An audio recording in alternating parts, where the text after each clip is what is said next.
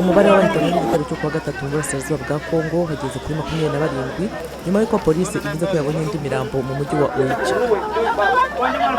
Abigaragambya muri Afurika y'Epfo basaba ko hagira igikorwa mu bijyanye n'ihindagurika ry'ibihe bateraniye ku kigo cy'imari i Johannesburg ku munsi isi yose yahuriye muri icyo gikorwa. Umugaba mukuru w'ingabo z'Ubufaransa General François Lecointre yahakanye ibyo mu mutwe ukorana na leta ya Kisilamu wigamba ko watumye kajugujugu zigongana muri Mali hagapfa abantu 13. Perezida wa Guinea Bissau cy'igihe José Mario Vaz avuga ko azagenda mu mahoro kandi umukandida avuga ko ashyigikiye mu bahatana mu cyiciro cya kabiri cy'itora rya perezida giteganijwe ku itariki 29 y'ukwezi gutaha kwa 12.